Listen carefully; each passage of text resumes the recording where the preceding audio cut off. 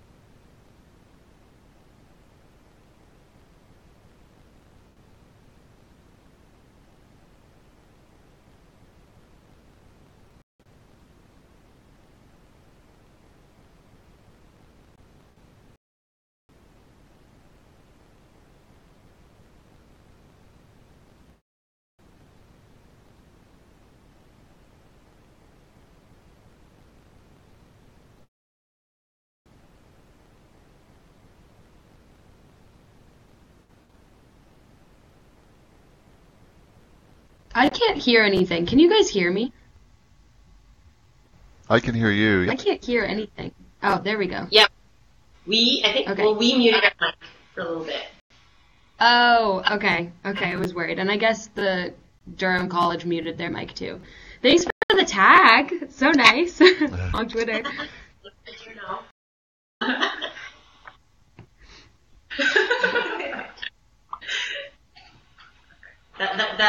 The silence was us verifying your Twitter account.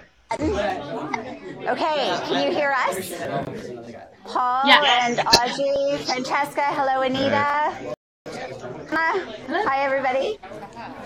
So, are we ready everybody? Yes. Okay, so welcome to the Global Classroom. And I've met Francesca, we've met. Paul and I go way back. Not too far way back though, but and Audrey, thank you so much for the cold call. I just want to welcome introduce our guests first. So this is a global class in a journalism fundamentals class in the 2-year diploma journalism mass media program. This is a new module that we've added this year, and partly from discussions with my friend and colleague, Julie Pigeon. So Julie is with us, and she's a student advisor for the Aboriginal Student Center here at Durham College. And to my left here is a student in the 2nd year of the journalism program, and her name is Allison Beach. And Ali was working with the region of Durham, bringing accessible documents onto their website more accessible. So Ali's going to speak a little bit about that. And I will go around and let everybody introduce themselves. We have Audrey Carlton from the McGill Tribune, Paul Gallant, who works in journalist as well as an editor, and then Anita Lee, Francesca Fionda, and Emma Jones, who are out in Vancouver with Discourse Media. So, hi. Hi. Hi. So welcome. Thank you so much. Given our 5-week work stoppage, a lot of our guests had to be reorganized. I reached out to lots of people, and almost everybody said yes, which was amazing. So we have a full docket here. With regards from a couple of people, a colleague of mine in Kenya who cannot make it, and a colleague out in Vancouver who is a consultant with Transfocus. So a couple of those voices are missing, but I think that we'll have lots to talk about. So I would like to start by acknowledging the land on which we stand here at Durham College. We are in the traditional territory of the Mississauga of Scugog Island First Nation. And from this place, we're going to have this conversation about diversity and inclusion. So I'd like to start by asking Julie, and then we'll go to Allison, and then Paul, Audrey, and Didier. Can you talk about your job, please, Julie, and give me a brief idea of how diversity and inclusion fits into your role? Okay, fantastic. Well, first off, I'm going to introduce myself in my traditional language, which is the traditional language of this territory, Anishinaabemowin. So, Ani Bojo, Wasngi Nishnakas, Neashinging and Dunjaba, Curtis and Dingy, Michigan Dodem, Anishinaabe Kwe, Potawatomi, Ojibwe, French, and Dao. So, Ani Bojo means my spirit recognizes your spirit. Wasanangishgang is my name, which loosely translated means light in the sky. I'm from Neashinging First Nation, which is on Georgian Bay. Michigan Dodem means I'm Turtle Clan, and I'm Ojibwe, Potawatomi, and French. So my role here at Durham College, I work as an Aboriginal student advisor and coach. So I work mainly with Indigenous students to try to provide them with the support that they need. I think we can all acknowledge that there's been a difficult past with education and Indigenous students. So I try to provide like a welcoming space that feels like home, and work with students on a whole person basis. So understanding when they're coming through the doors that it might not just be an academic difficulty that they're dealing with, and working with them to achieve whatever their goals and objectives are. So tell them what to do, they tell me what they need from me. And first off, I have to say that originally, they wanted me to sit at the front of the class, and I have great difficulty doing that as an Indigenous woman. The classes I participate in and do presentations with, I always ensure that we're sitting in a circle, because this provides inclusive space, understanding that everybody in the circle is equal, that there is nobody at the front and nobody at the back, and that we each bring our own gifts to the discussion that is going to be here today. And it is through the richness of the diversity that is in this space that the topic will be that much better, right? It brings everybody's strengths. So I first have to say that. So I do lots of things at the college. I do a lot of presentations within the classrooms as well to talk about how we can bring more Indigenous curricula into whatever is happening on the ground, how to try to change our perspectives, or be able to not change our perspectives, but be able to look at the world through another lens, and the work that we continue to need to do as Canadian citizens to reconcile our relationships. So miigwech for having me. Thank you so much, Julie. And it's been great working with you, so we can talk about some of those things, and I'll move over to Ali. I'm Ali. I'm a second-year student in the journalism program. And over the summer, I got a job working at the Regional Municipality of Durham, which is like the overseer of all the different municipalities in the area. And basically, they're redoing their website, and they want to make everything accessible. So I handled the web content, so like the actual web pages, and I tried to make it readable regardless of your reading level. And I also worked on accessible documents, which means turning it into reorganizing a PDF in a way that a screen reader can read it easily, or somebody with vision problems can read it easily. And that's that they have to meet. They actually have deadlines for it. What I did all summer is I just worked on accessibility for the government. And can you diversity and inclusions from your perspective? From my perspective, I mean, obviously it's important. I'm hard of hearing. I can barely hear, to be honest with you. I wear a hearing aid, and it's important for me that people with disabilities are included, regardless of your ability or, you know, how you cope with having it. Like if you're hard of hearing and you don't wear a hearing aid, or you do wear a hearing aid, whatever. I think it's important that people with disabilities have their voices heard and that everything is accessible to them. Like, we should not have to jump through hoops. All right, so we'll talk about that as we continue along. And so we'll turn to our media panel, which fittingly is on the screen.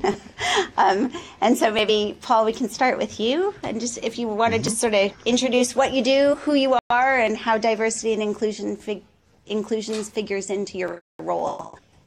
I'm primarily a freelance writer. I do work part-time now for a travel magazine, which is kind of like an upscale international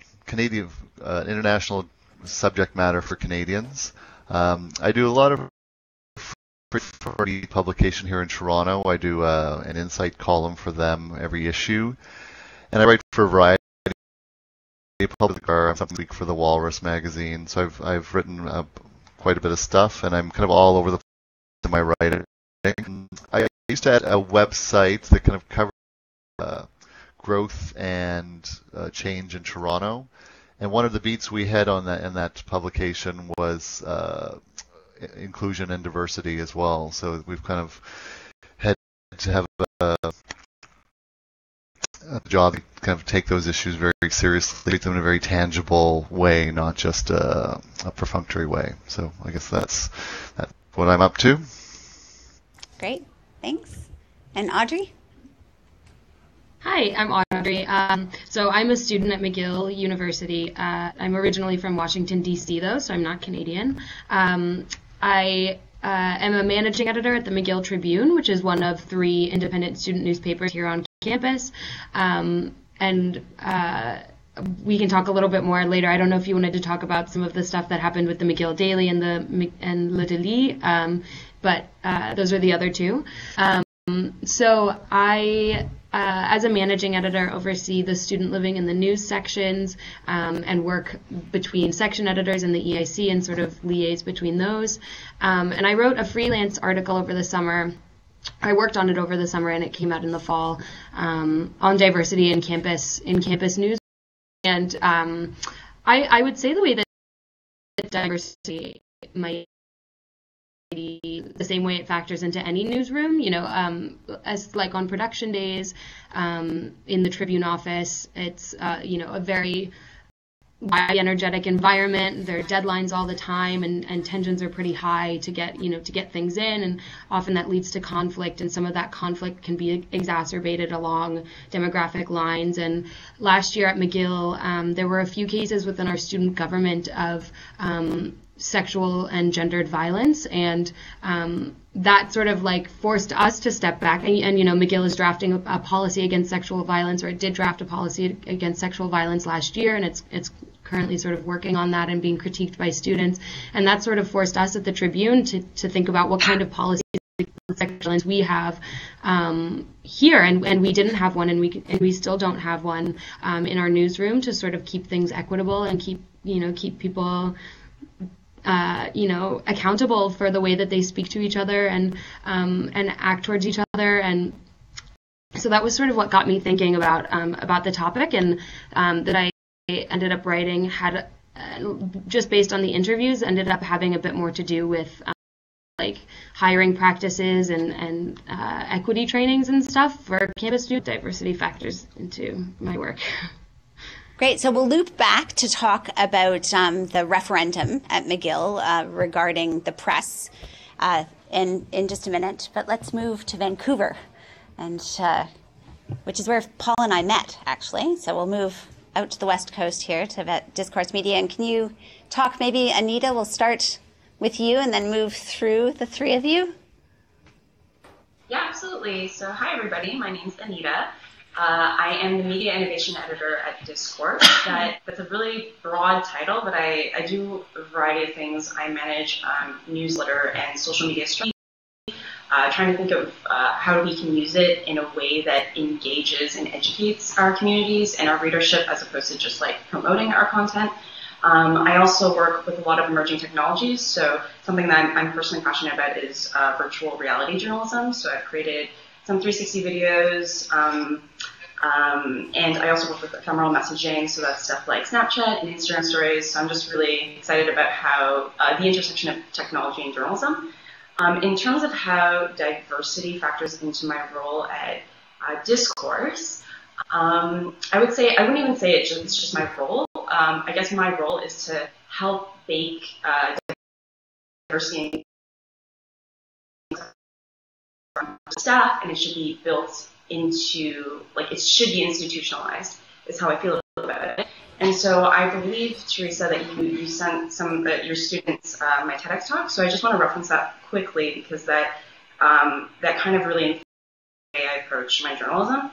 So in my TEDx talk, I talk about how historically legacy media outlets are quite homogenous, and especially the people who make the decisions, like the editors and the top producers, have historically been largely like white, male, and straight. So, and they're gatekeepers, right? So they decide what stories that they assign the stories of the day, and so that really shapes like public dialogue. And so that's something I noticed and I was concerned about. But when I ended up at a lot of American digital media startups. And what I started using there was a lot of metrics and analytics. So you can see in real time what stories are resonating with your readership. And so that is actually how a lot of stories from marginalized and underrepresented communities have surfaced in recent years. So stuff like Black Lives Matter, or stories from Indigenous communities. And so there's like a lot of power in that. And so here at Discourse, what we try to do, in addition to using like our own editorial judgment, and we're also very collaborative team, not a rigid hierarchy. It's a very flat hierarchy here. So everybody is like on the same level. Everybody's opinion is respected. So what we try to do is not only use our own editorial judgment, but also rely on metrics just to see, just to be tapped into what's going on at the ground level, the grassroots level. And we also are very intentional about surfacing stories of marginalized communities, and we're cognizant about things like, what kind of photos are showing up on our website? How are we representing the people? I'm not just talking about racial diversity, both disabilities, community, and we often have internal discussions that challenge kind of journalistic status quo best practices. So I'll give you a quick example.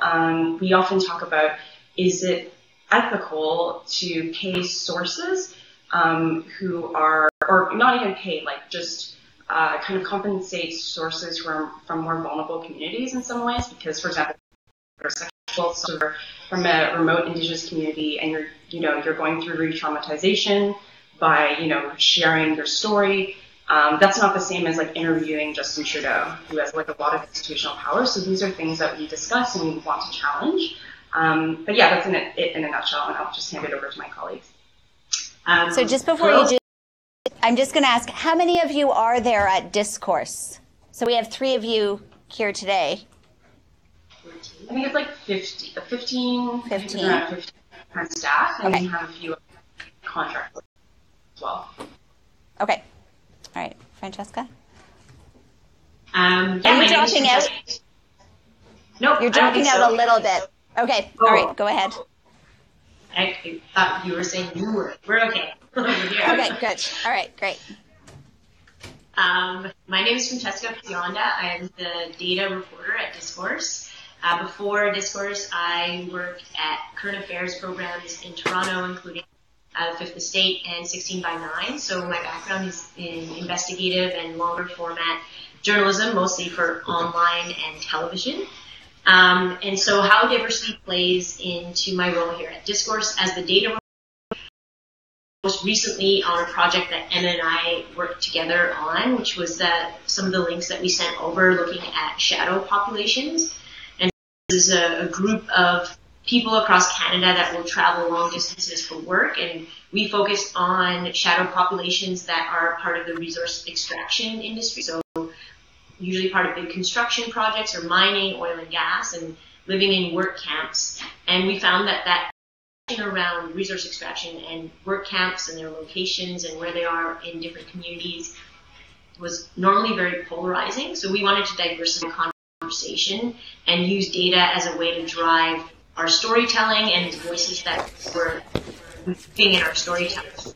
So I'll let Emma talk a little bit more about, I guess, our project collaboration as well.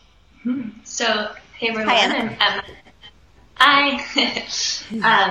So I report on gender issues for Discourse. My background is I've done a little bit of work with CBC and a little bit of freelancing before this, but I was actually in journalism school not too long ago as well. So for me, I think reporting on gender issues, kind of like Anita said, it's been a process of just really realizing and kind of internalizing that yes, media has been white for a very long time, and I think I've really learned that does impact the stories that get told, and as a result, I've heard from a lot of community members that I work with that the stories that they see are not representative of them, but actually contribute to kind of perpetuate these binary biases that people in power are bringing to their work. So I think Discourse is quite intentional about subverting this.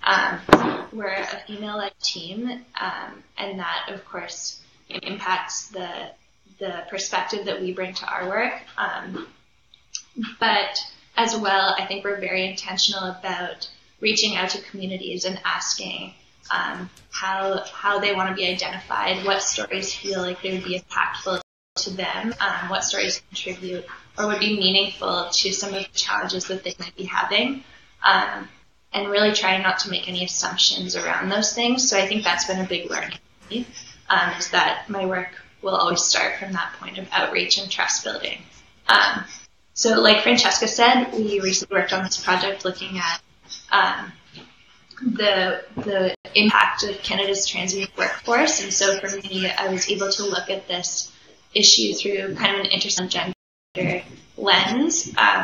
And doing so, I learned that Indigenous women were impacted or were experiencing the impacts of these projects very differently than some other groups were. So I looked at their experiences of increased violence, of increased housing insecurity, lack of childcare, and just sort of this slew of issues that they were experiencing in communities that had large transient workforces. So that was a really interesting project. And it kind of just contributed to sort of this balance that we were having working together, which was pretty interesting. Interesting. And a lot of perspectives here. And one of the things that I'd like to do is to try and bring it all together. And I guess, do you see any intersections in some 5, 7 of you who have talked there?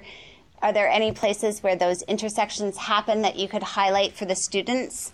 Like as a student listening to this conversation about diversity and inclusions, what intersections would you like to highlight that would be good takeaways to come away from this conversation? Sounds like, it sounds like a lot of hoping to challenge how traditional media and how the industry today has told stories before, and whether it's through tools like VR or whether it's through the voices that all the other panelists are making an extra effort to enrich storytelling. I definitely do that as a for everyone's introductions. Yeah. I'll say as a white cisgendered male, I think that's something that kind of people touch on in diversity inclusion. As somebody who's been a journalist for a long time, who likes being a journalist, who's male, cisgendered, and white, I like my platform. I enjoy it. I don't want to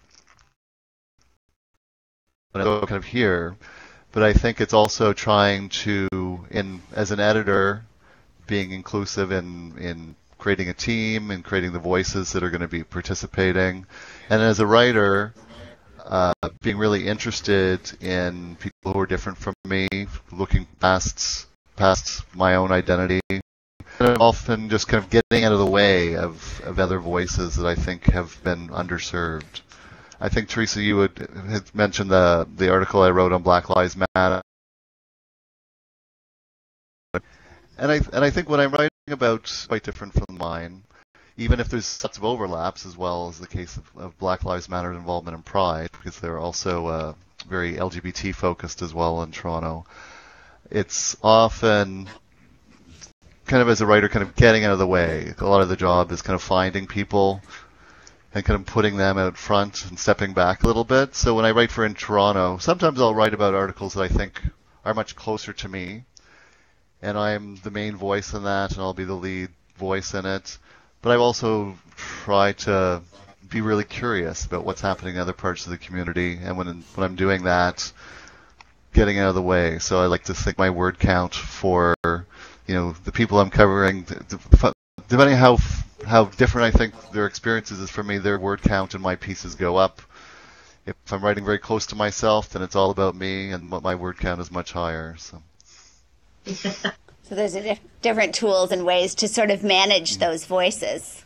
Yeah. Mm-hmm. Paul, have you seen things, especially in terms of LGBTQ coverage in the years that you've been a journalist, have you seen that change? Very much so. I mean, I started in Toronto working at Extra, which no longer exists, was a bi-weekly newspaper. At the time I started there, the paper described itself as gay and lesbian bi-weekly, and I would say the readership and the content was very gay, and in saying gay, is very much a particular kind of gay man that it was thinking of. By the time I left, it was describing itself as LGBT bi-weekly, and I think not perfectly, but I think there was an effort to look more broadly and look beyond kind of what the conventional reader had been seen as. So I think there's been a lot more effort to be inclusive. I think it's been interesting, in terms of Pride Toronto and how it's kind of dealt with a lot of these intersectionality issues. I think you can still see, you'll see, gay white men of a certain generation really taking umbrage to that organization, being more supportive of Black Lives Matter than sticking with the traditions of the past. So it's kind of, I guess, yeah. So I've seen lots of change. Mm-hmm. And Audrey, I'm not sure how long you've been the editor. I'm not sure how the tenure works for being the managing editor for the campus paper at McGill. Are you there semester by semester, year by year? What's your tenure been?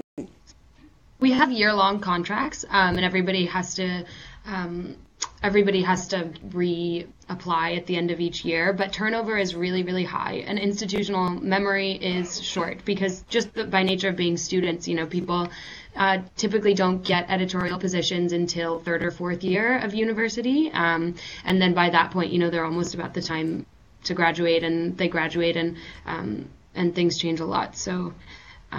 With regards to sort of the intersection between some of the things we've been talking about, I spoke a lot about how people treat each other in newsrooms and sort of equitable hiring and training policies. And when I think about content, I think there's a lot of what goes on within the newsroom really affects the quality and sort of the diversity of content that ends up getting produced. And no writer can, at the Tribune is this year, and it's changed over the past few years, but this year we do happen to be quite homogenous, and myself included. And there's any writer who feels sort of alienated or marginalized in any way in the newsroom is not going to feel comfortable writing certain stories that represent their perspective in an honest way, and won't feel comfortable submitting those to an editor. So there's really a lot of internal work that I think has to happen in order for content to representative or to shed light upon sort of marginalized. To add that, So, and Emma might want to speak to this after. Intersectionality is something that we really value and uphold at Discourse, and there's a recognition that all communities, like the ones that are referenced, whether it's like racial communities or LGBTQ or people with disabilities, like there's an intersection, right?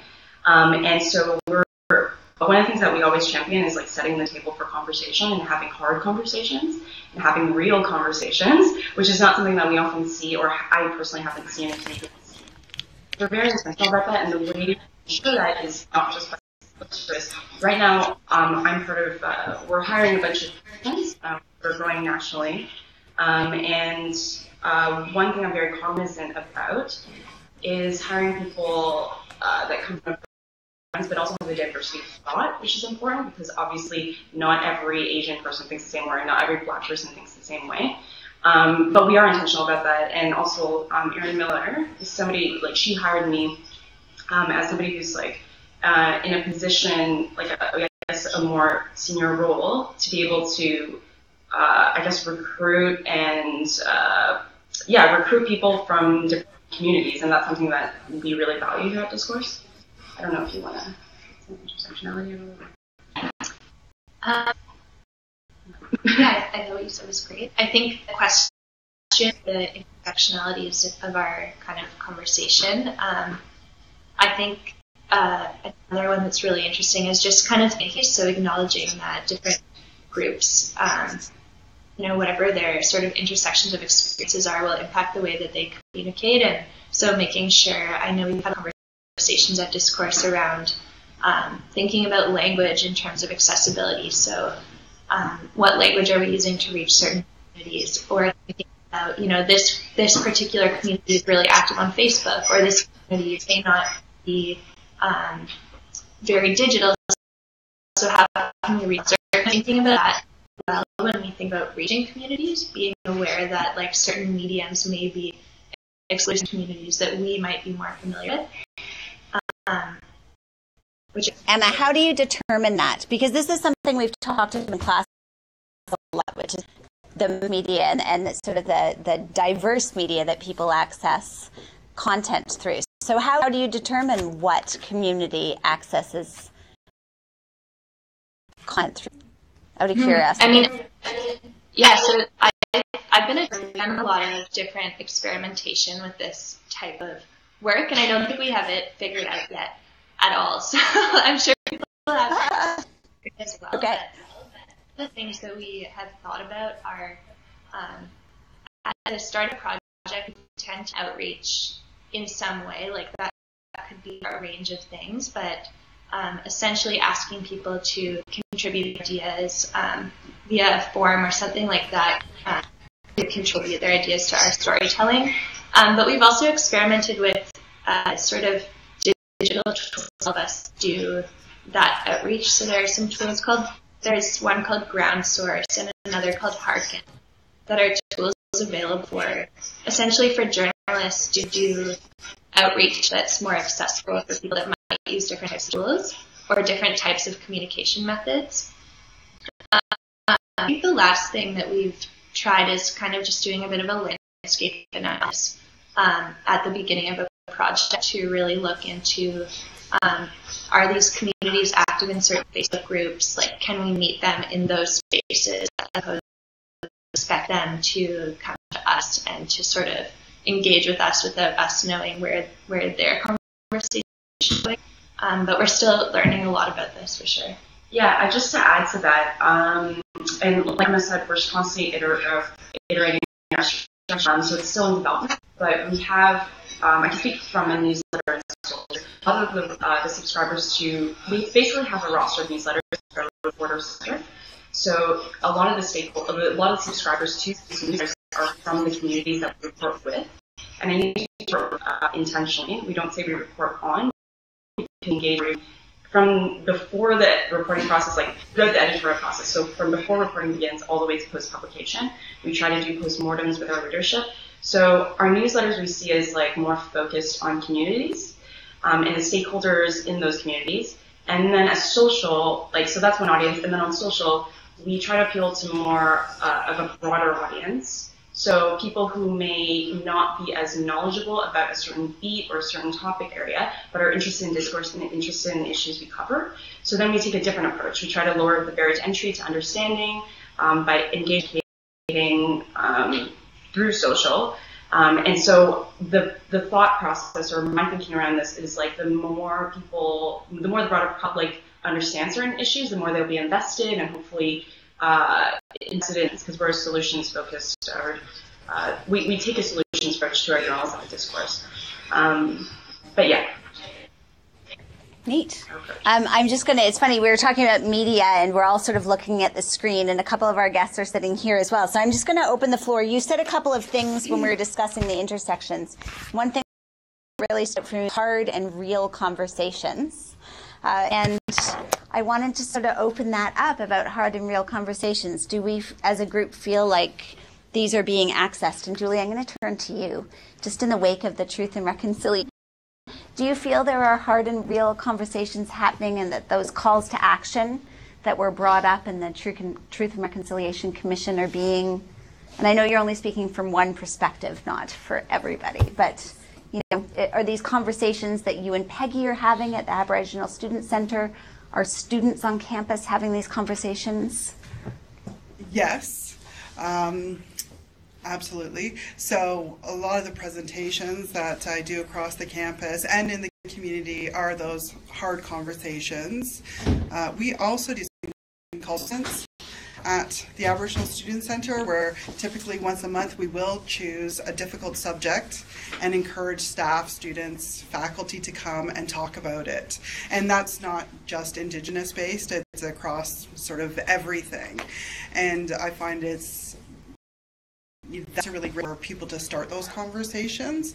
But as far as the Truth and Reconciliation Commission's calls to action, yes, I think there has been uptake. I have been in this position for almost 7 years now, and this year I think is the first year where I finally feel like we're getting some traction at Durham College.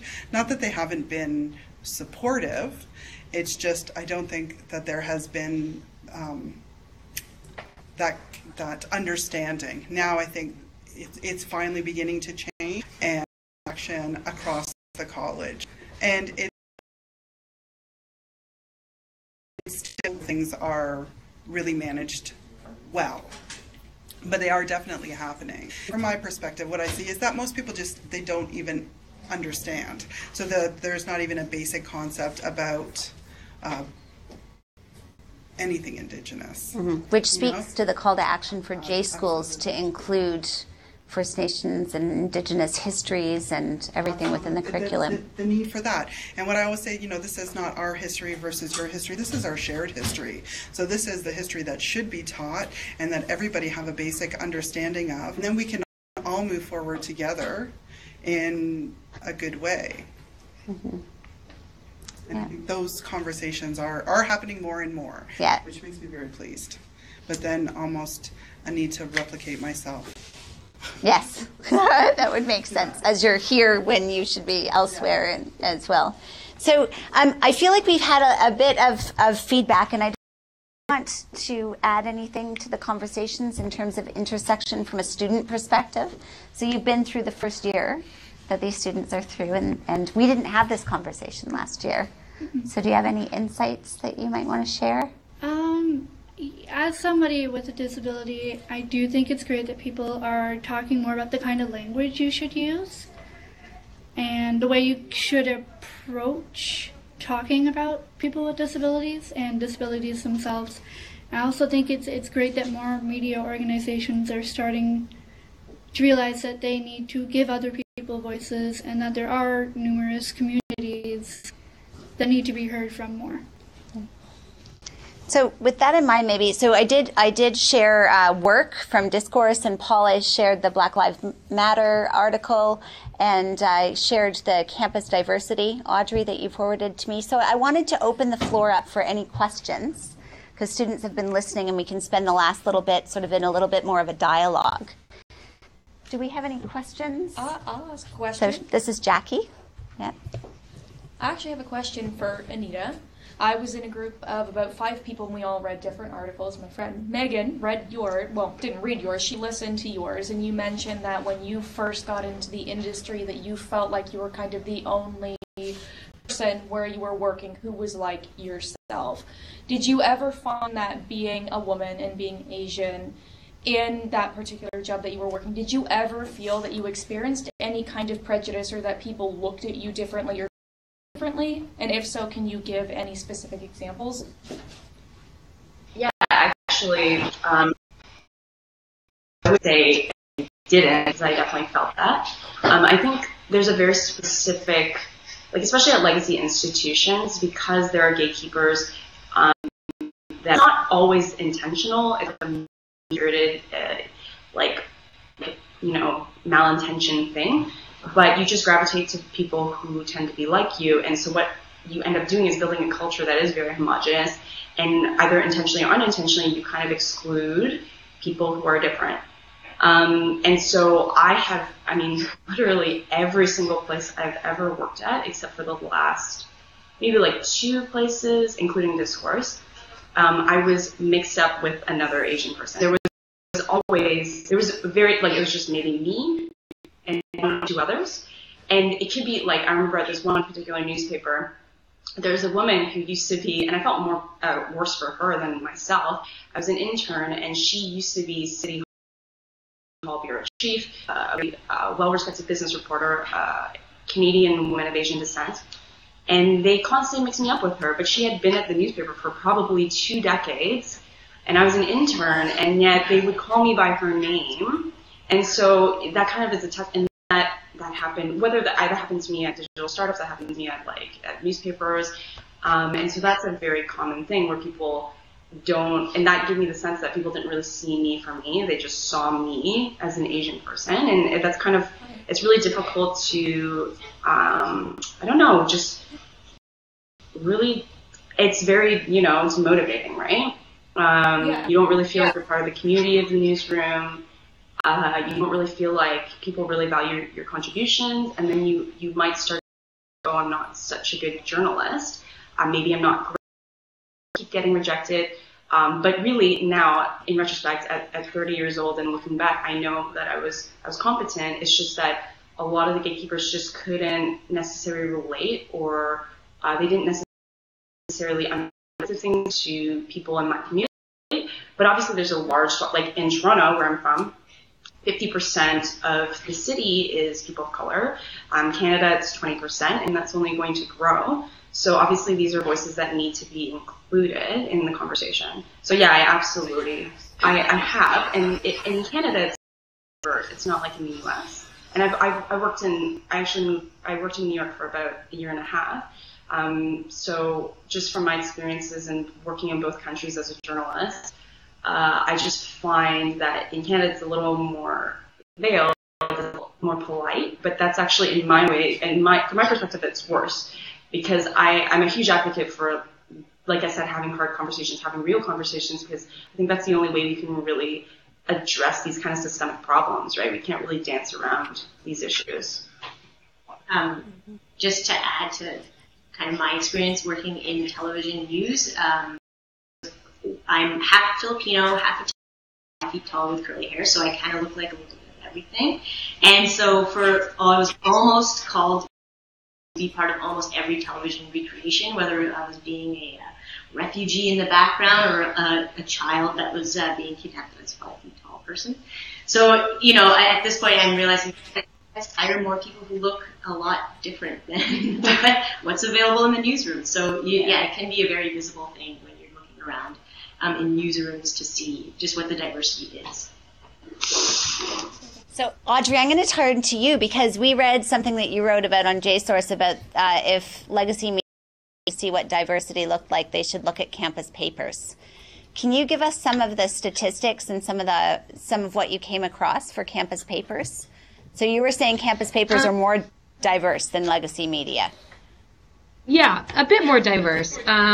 So just most of what the statistics that I included in this piece were just like basic descriptive statistics. So of all of the campus editorial boards that responded to my survey, which was about 25%, around 62% of staff were women, around 23% were visible minorities, but only 3.4% were Indigenous, 10.3% had some sort of disability, and 23% are LGBTQ.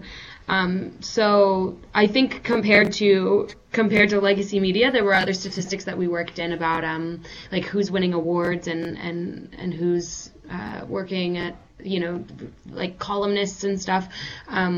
That was more diverse. But what was really important to me was the people that I interviewed. I interviewed editors-in-chief. I think I interviewed 2 editors-in-chief and then 1 creative director and 1 opinion editor at different newsroom, campus editorial boards. And just hearing some of like the policies and the strategies that they'd come up with, like, you know, doing outreach to various student groups in order to get certain voices in the paper, and, you know, when they're hiring, posting job postings in Facebook group for certain, like, you know, cultural student societies, or what was another thing that somebody did, like dedicating certain themed issues to certain, like when I say issues, I mean articles, or like publications. So like they would have a special issue that's on queerness, or you know, one newspaper, I think it was The Cord, did their Valentine's Day issue. They prioritized sort of like queer romantic content over you know, typical stuff that we see on Valentine's Day, which tends to be cis straight people, straight narratives. So that kind of stuff, and just sort of like touching base with about what they do was really interesting to write about. Yeah. Did it influence the way that you work at the Tribune? A little bit, yeah. I mean, it's the Trib right now is working on a workplace conduct policy, and that's sort of difficult. We have just created its own sexual violence policy, and like we call it workplace conduct, and it's meant to be sort of a sexual harassment and equity policy with a few other things worked in about how to like treat office furniture, because we have problems with people standing on our office chairs and breaking them. But so did we just lose Paul? I think we just lost Paul. Yeah. Okay. So we'll work at getting Paul back. Okay. Yeah. So hearing from them did influence a little bit of that, and I think a lot of you know, within each section at the Trib runs itself as its own entity, and then we just sort of touch base with the editor-in-chief whenever you know, editors edit each other's work. But as far as what stories get pitched, that's really up to the editor of each section to do. And I think that you like learning to prioritize certain stories or to approach things from a certain angle is really kind of a collaborative like group effort, and has to come from the individual, and just sort of like having these conversations is as an editorial board is really important for getting editors to think about whose voices they are trying to recruit, and what angles they want to approach in their pieces. And I'm just going to dovetail. Sorry, Audrey, I'm going to dovetail off of that because just as you're saying getting other people to talk and the voices, I'm just thinking too, I want to make sure that I give a chance to some of the students to ask questions. We just lost Paul, and so I don't know if anybody wanted to ask him questions, but he's disappeared. So I will just open it up just to get a couple more student voices in. Victor in the back has a question. Now, this unfortunately sort of springboarding off of Paul's article about LGBTQ issues and the Black Lives Matter protests that took place at last year's Pride. Can everybody hear me okay? Yeah. Good? Okay. Cool. I'm just way back. I don't think you can hear Discord. Okay. Actually, question.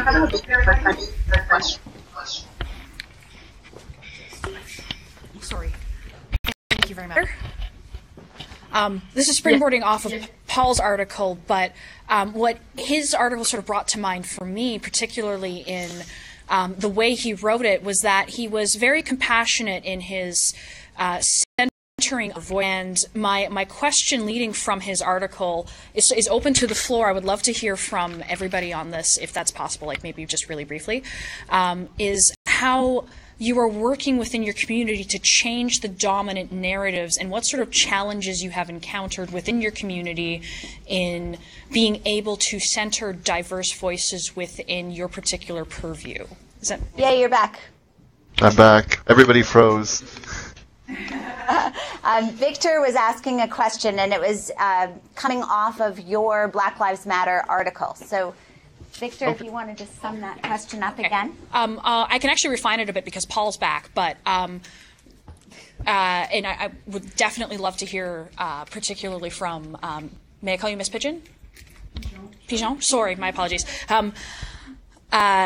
I would also love to hear from you because this is an issue that's very important to the First Nations population, but I'm curious about how Black Lives Matter is approaching changing the dominant narrative about, in particular, how law enforcement is, the narrative we get is that it's supposed to be safe for everybody, but the actions that we see suggest that perhaps the structures in place are not universally welcoming, compassionate, accepting of different communities. Sort of narrowing it. I mean, I can't speak for Black Lives Matter. I can say where they're very interesting in the LGBT context because I think, I mean, in Toronto, a lot of the leadership is LGBTQ, but I think I wrote the piece I wrote partly because they were really being othered by a lot of the mainstream LGBT community. People would say, well, they ruined our parade. They are trying to extort their demands on our organization. And I think, because I think their approach is they are trying to color outside the lines a little bit, and they're also trying to kind of find different ways to make their point.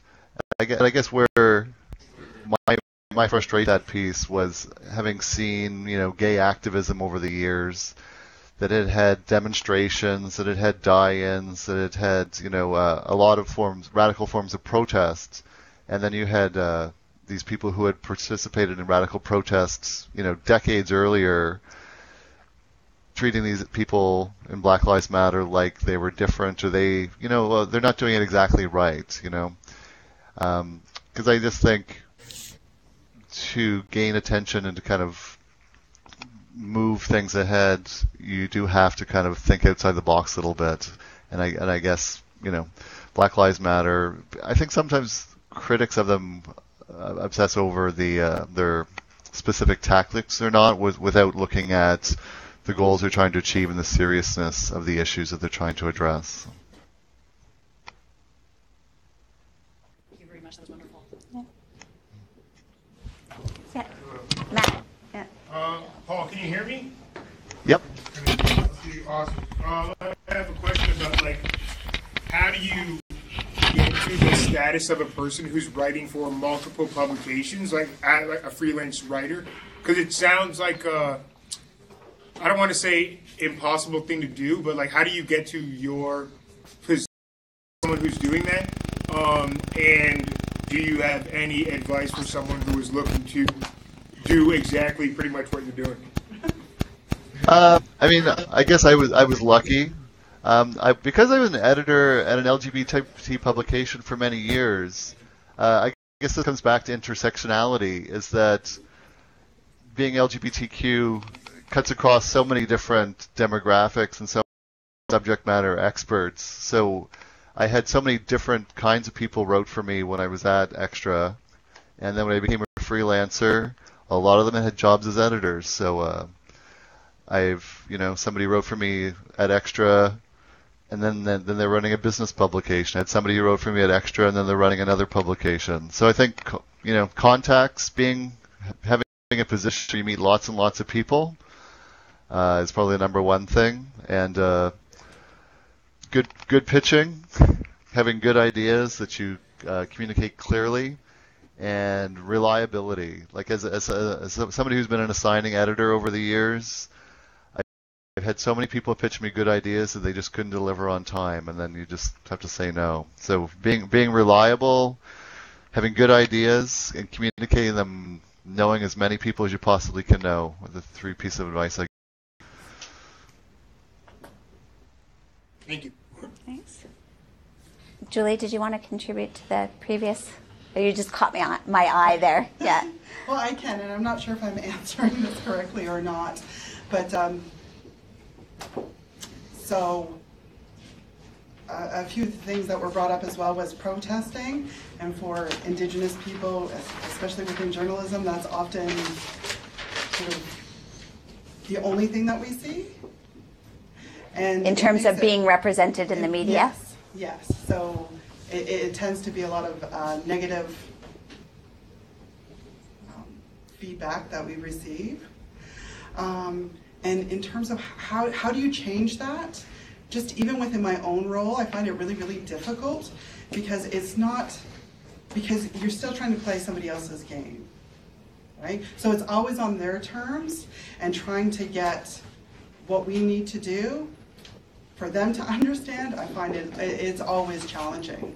So, for example, I sit on Durham Catholic District School Board's advisory circle, and they were recently talking about changing, looking at their policies about hiring trustees and other people within the board, and what were the qualifications.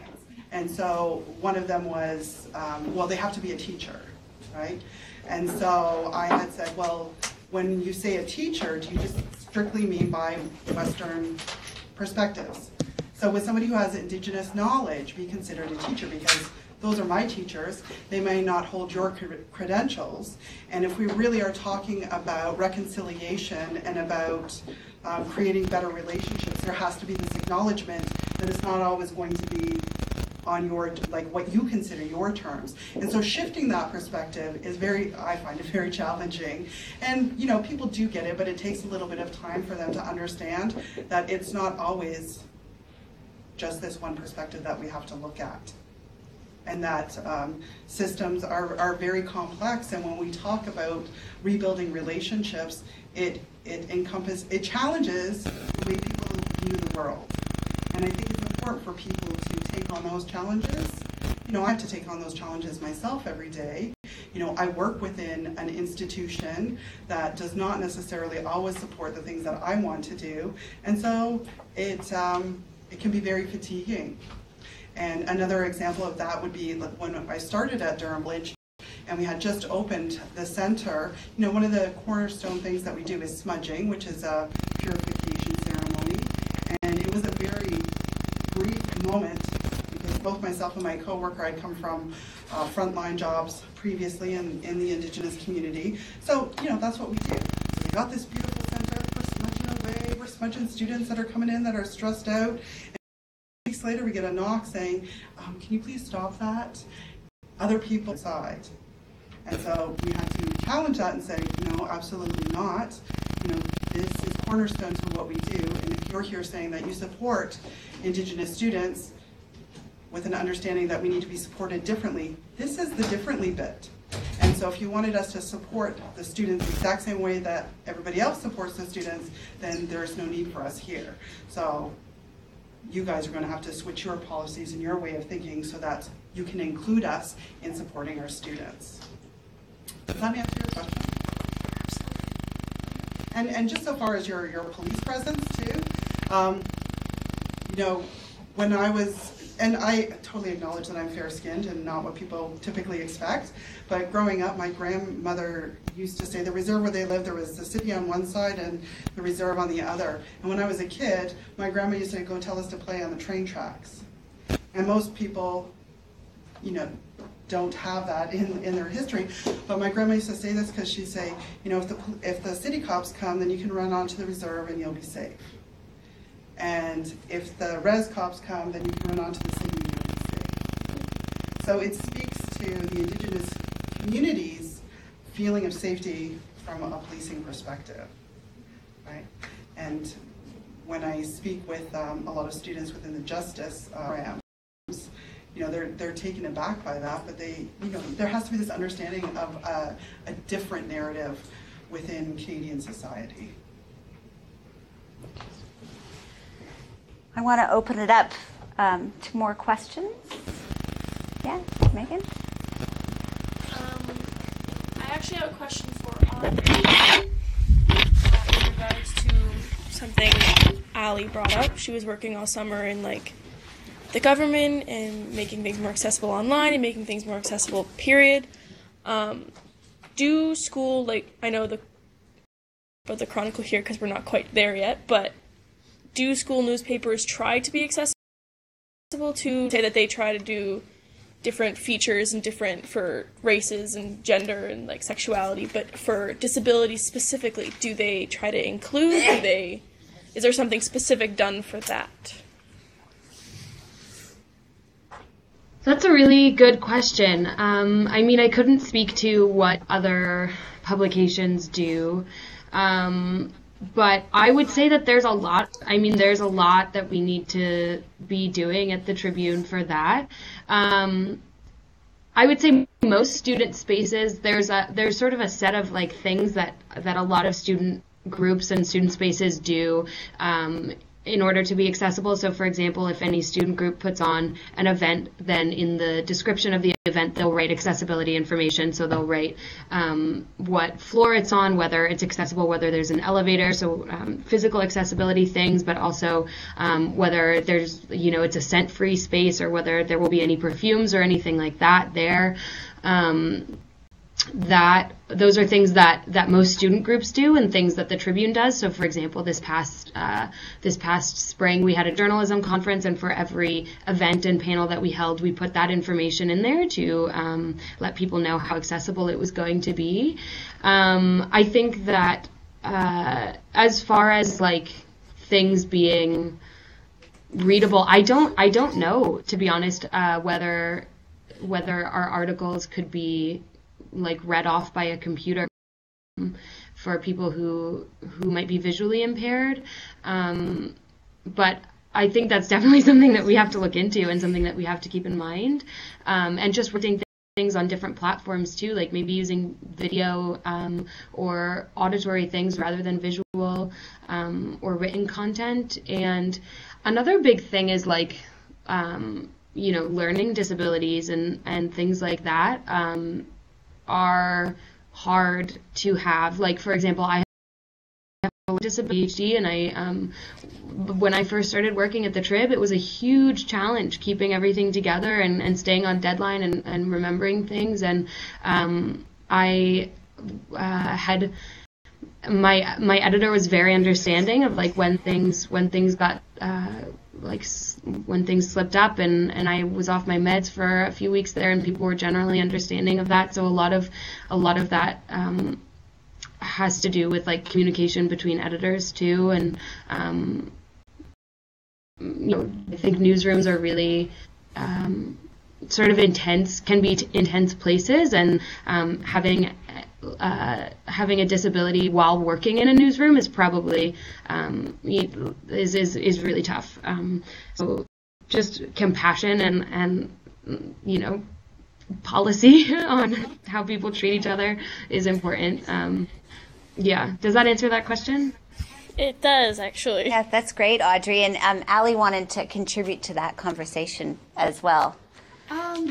In terms of if college newspapers are considered accessible, I think it would depend. But for one of the assignments that Teresa's having me do, me and my group are going to try to make the Chronicle accessible for screen readers. And we're going to try to make some changes to the website if it's possible so that people with visual aids can read it easier. And, there's a lot of things that I'd like to change. Like adding subtitles to videos and using that software you showed us. What's it called? Anchor. Yeah. Are you familiar with Anchor? It's a... No? So it's a social media app that takes audio and basically transcribes it, so you can grab, a clip from an interview that you do, and it's put it through Anchor, and 15 seconds of the clip becomes a Facebook post or a Twitter post. So you can hear the audio and you can see it rolling. So it's something that we're going to play around with in the Chronicle. And in terms of working in a newsroom, having a disability, it can be difficult, especially since mine is hearing. It can be hard to talk to certain people, or we just went and did a court assignment. I had a really hard time with that because I can't hear, even with my hearing aids. But there are ways to work around it. You can talk to your professors or, communicate with your editors about what you can do.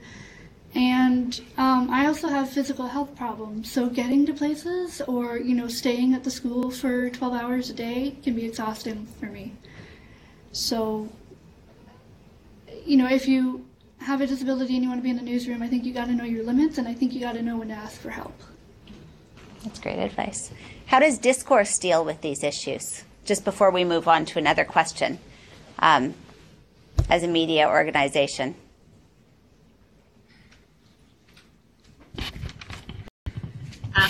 Sorry, we're just on mute because I think we heard the question. But I think, over Discourse is going through a lot of change over the last few months, and one of the activities that we did as a team was a design sprint, and we got together as a team to identify some of the main things that we want as an organization to have as values and goals going forward. And I think, I guess talking about accessibility, I think it was something that was brought up as something that we really want to work towards, but also identified as something that maybe isn't there right now, particularly with accessing things online and making our website, which is our primary vehicle for publication, more accessible and easier to read. And to add to that, just to give you an example, like I said, I oversee newsletter strategy, and I always preview the newsletters before they go out. And one of the options, in addition to previewing options like the way your newsletter looks on Gmail or how it looks on an iPhone or an Android phone, there's also a colorblind option. So whenever I always make sure that I click on that option to make sure it's accessible, it's legible for people who are hard of sight. At Discourse, we're very cognizant of the limitations a lot of people have, and I wouldn't even say it's limitations, just different approaches or different perspectives or different abilities, essentially. The other thing I wanted to reiterate but echo what Ali said, I think this is not necessarily an answer to the question, but I really liked your point about basically asserting your boundaries, Ali, and I think especially the perception of newsrooms, an accurate perception, especially old school newsrooms, is that it's like a constant grind and you're just working all the time. But I actually encourage, and whenever I talk to younger journalists, I encourage them to assert their boundaries. I think self-care is so important. I think mental health, having good mental health is so important, and it actually makes you a better journalist. It makes you a better employee. And so this is why I don't like hierarchical environments, because I don't really agree that one person should be prescribing or dictating everything, and it should be a mutually respectful environment. And if you know your limitations, you should state it and state why. So. Great. We have a couple minutes left, and I just want to see if there are any other questions.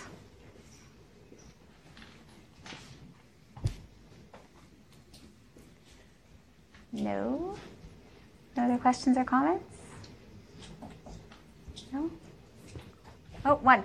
Yeah, Victor, one more question or comment? Just one question. I would love to hear some success stories from different journalists here about maybe approaching the narrative from a different perspective and getting positive response from the communities that you're attempting to work with or amplify your voices. Francesca, do you want me to say that again? Yeah. Or yeah. Or so, Victor, do we have a? Maybe I can bring you the microphone. You got it. All right. So maybe just one more time. Ooh, shocking. Are you okay? Yeah, I'm good. All right. So you just want to hold that. Yeah, sure. I just wanted to hear some really quick, maybe success stories about times that you've been able to work with communities to challenge or change particular narratives. Perhaps you've worked with a community that maybe you weren't a part of, but that you got good feedback from that community and how you were able to amplify the things that they wanted to say.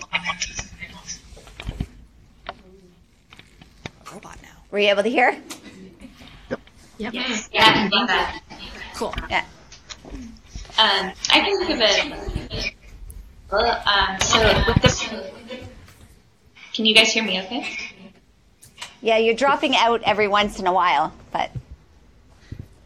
Okay, let me know if you can't. But with the project that Francesca and I were just working on, I think we're very aware that we were reporting on Indigenous communities that not only are we not a part of at all, but also that we're in a different province sometimes and that we didn't know about initially. And we also, I think for me specifically, were reporting with people who didn't have a lot of experience talking to media and who maybe didn't,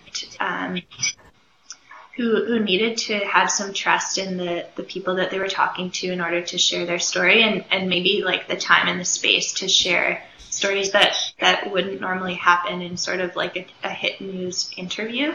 So we had an experience, I guess, with a woman who had her home was flooded by the WAC Bennett Dam 50 years ago now, and she had felt a number of impacts from this flooding, and it had been building up over time, and she had been wanting to share her story, but hadn't really had the avenue to do that. And so we were able to work with her as well as with her trauma counselor being present, which really helped, given that we're not, we're not counselors, we're there to listen, but we were able to work with her and her trauma counselor to tell this story in an environment where she felt comfortable.